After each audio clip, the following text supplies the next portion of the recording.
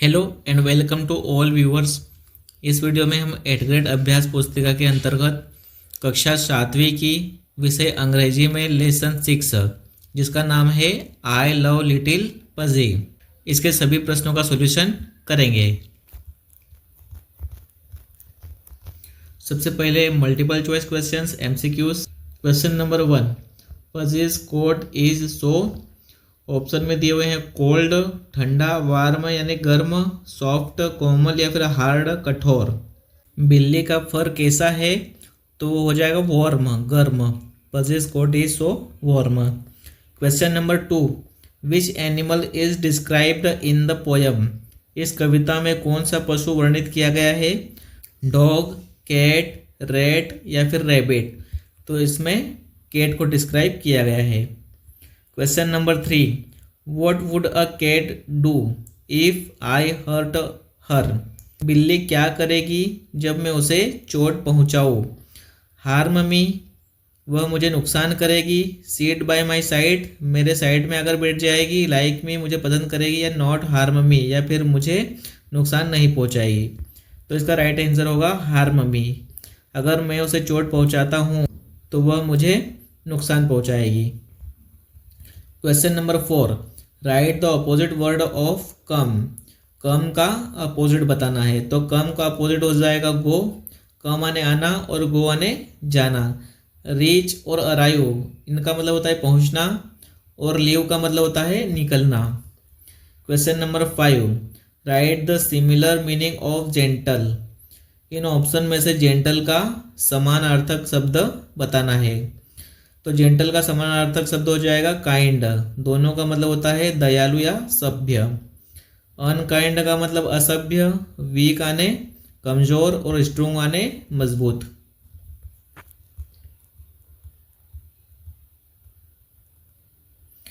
इसके बाद fill in the blanks, रिक्त स्थानों की पूर्ति करें। Question number 6, a good loaf is sunshine in the house. अच्छी सी मुस्कुराहट घर में सनशाइन के बराबर होती है। Question number 7, a cat always scares of me. एक बिल्ली हमेशा मुझसे डरती है। Question number 8, the opposite word of cold is. Cold आने होता है ठंडा, तो कोल्ड का अपोजिट हो जाएगा हॉट गर्म। Question number 9, the rhyming word for cat is. Cat का राइमिंग वर्ड हो जाएगा बैट। कैट मीन्स बिल्ली और बैट मीन्स बल्ला। Question number 10, the synonym of the word coat is. तो कोट का सिनोनिम वर्ड हो जाएगा जैकेट। कोट और जैकेट दोनों का मतलब होता है आवरण। Very short answer type questions, अति लघु उत्तरीय प्रश्न। Answer the following questions in one word और in one sentence. Question number 11, what does pussy have to protect herself from cold. Pussy के पास ठंड से बचने के लिए क्या चीज़ होती है? Pussy has her coat to protect herself from cold. Pussy के पास अपनी मोटी फर वाली खाल है जो उसे ठंड से बचाती है। Question number 12, why does the child love पसी। वह बच्चा पसी को इतना प्यार क्यों करता है? The child loves pussy because she is so cute. वह बच्चा पसी को प्यार करता है क्योंकि वह काफ़ी क्यूट है। Question number 13, right the antonyms of the words push and win. इनके एंटोनिम यानी अपोजिट वर्ड बताने हैं। पुश यानी धकाना, तो इसका अपोजिट होगा पुल यानी खींचना। विन का मतलब होता है जीतना, तो इसका अपोजिट होगा लॉस यानी हारना। Question number 14, write any name for cat you like. यहाँ पर बिल्ली के लिए एक नाम लिखने के लिए कहा गया है जो भी तुम्हें पसंद हो, यानी बिल्ली के लिए तुम्हें एक नाम सजेस्ट करना है। तो हम वो नाम रखेंगे लिली। इसके बाद है शॉर्ट आंसर टाइप क्वेश्चंस, लघु उत्तरीय प्रश्न। आंसर द फॉलोइंग क्वेश्चंस इन 1 और 2 सेंटेंसेस।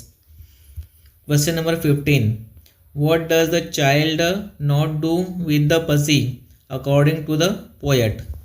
कवि के अनुसार बच्चा पसी के साथ क्या नहीं करता है? The child does not hurt the pussy according to the poet. कवि के अनुसार बच्चा पसी को चोट नहीं पहुंचाता है। Question number 16. What will pussy do if the child hurts her? यदि बच्चा पसी को चोट पहुंचाता है तो वह क्या करेगी? If the child hurts her, she will harm him. यदि बच्चा पसी को चोट पहुंचाता है तो वह बिल्ली भी बच्चे को नुकसान पहुंचाएगी। Question number 17. How do you deal with your pet animals? तुम अपने पालतू पशु के साथ कैसा व्यवहार करते हो? तो इसका आंसर होगा I deal with my pet animal with love and care. I feed it on time, keep it clean, play with it and never hurt it. मैं अपने पालतू पशु के साथ प्यार और देखभाल से पेश आता हूँ। मैं उसे समय पर खाना खिलाता हूँ, उसे साफ रखता हूँ, उसके साथ खेलता हूँ और कभी उसे चोट नहीं पहुँचाता। Question number 18. I was coming from Bhopal. मैं भोपाल से आ रहा था.